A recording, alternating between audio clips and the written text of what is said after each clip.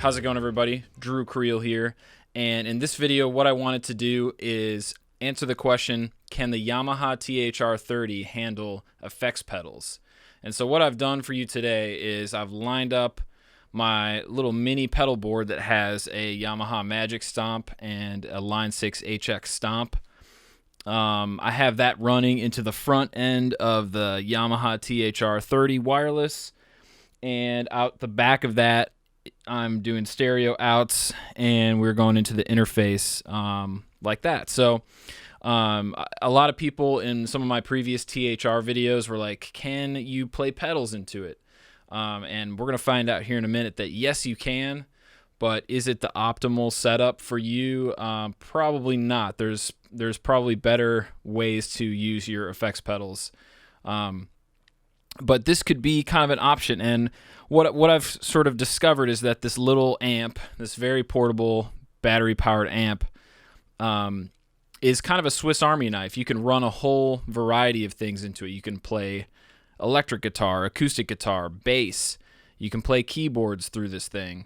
You can put a microphone in front of it and use that if you have some sort of speaking engagement. You can plug a violin into this thing. So you can do quite a few different things with this speaker, with this amp. But one of the things that a lot of guitar players is wondering is, can you plug your pedals into it?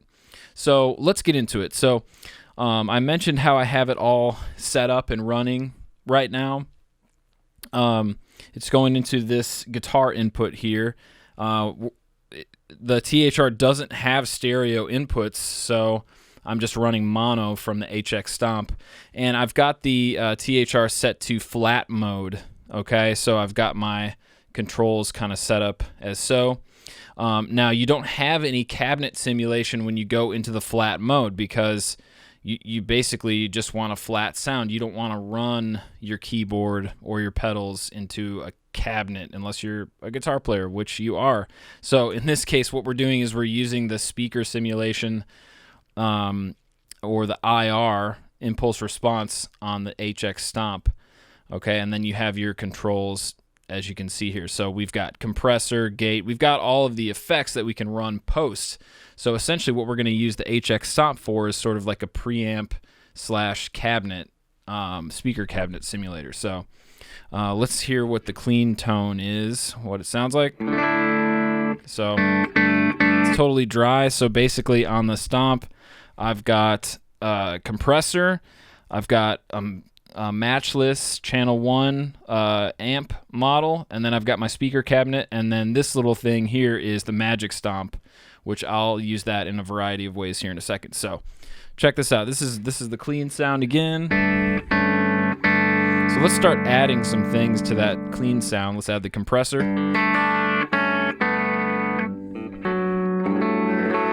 Okay, it sounds pretty good. Not bad.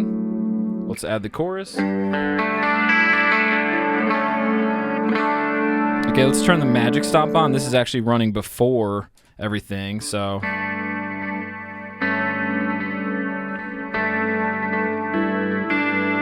And then we'll add some additional echo over here. And now we got all these different echo sounds, so.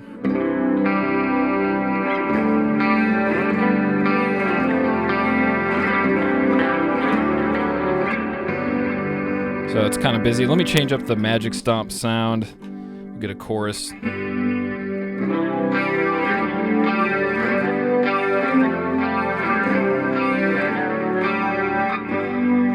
So it's a pretty nice sound, you know. You could use it. You could use this in that way. But honestly, if you're a Helix user or if you have any of those amp modelers, I would just plug that straight into the PA system. But if there isn't a PA system, that's where this guy is going to come in handy. So let's check out some different sounds, though. I've got a lead tone ready for you. So here's what that sounds like.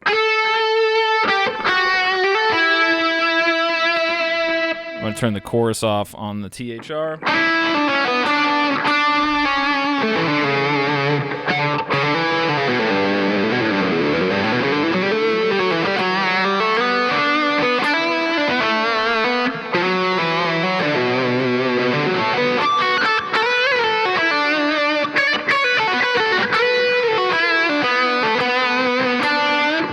So it sounds pretty good, man. Let's add a little reverb here.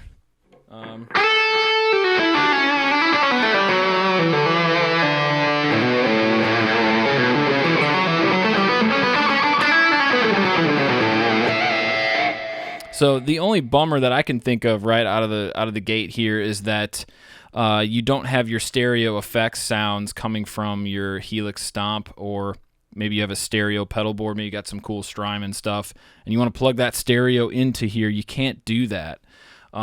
You'd have to use a different method for getting your sound. But maybe you have a guitar clinic or something that you're doing, or you have a demonstration or something where the volume is relatively low. You could use this to sort of get your pedal tone happening. You know, just sort of like a last resort kind of situation. I wouldn't use this as your main sound. Now, the caveat to that is the THR is designed for you to plug right into it.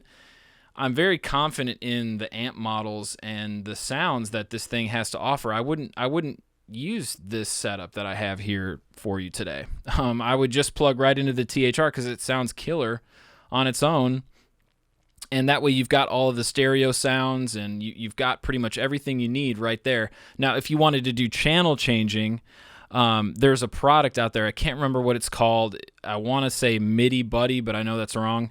But it's a Bluetooth pedal that you can actually sync up to the THR, and then you can actually change patches or presets. So if you had a clean, crunch, and lead tone that you wanted to go to, you could use that. And I've seen people on YouTube that have that product. I don't have one, but I'll put a link in the description for that product so you can kind of understand. But that's pretty much it, guys.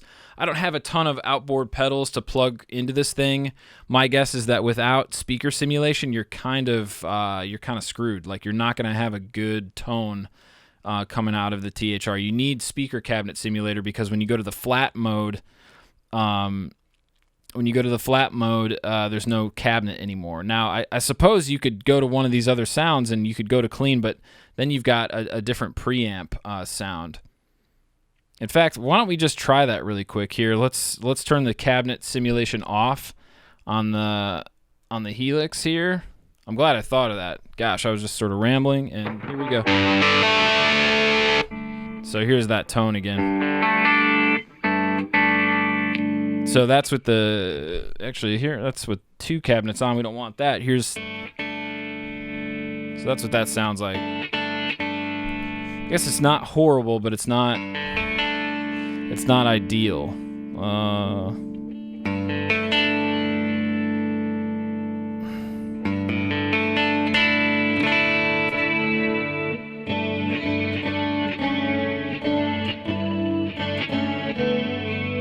Yeah, so I guess if you had some pedals, you would just set the amp to clean or crunch. And then if you had like a distortion box or an outboard compressor or something that you wanted to plug into the front of here, you just have to be really careful with this input, because it's sort of it's a high Z input, so you don't want to it's not like an amplifier input. It's a different kind of thing here. And you would just want to be gentle with that in terms of like making sure you don't blast it. But if you keep your output from your pedal relatively low, I think you're going to be in good shape. So I hope you guys enjoyed this video. I love doing videos like this. I could really use some support on my channel. So if you found this video to be helpful, please hit the thumbs up, smash that like button, share my video, leave a comment below. I'd love to hear your thoughts, and that's pretty much all I have for you today. Have a great rest of your day, and I'll see you in the next video.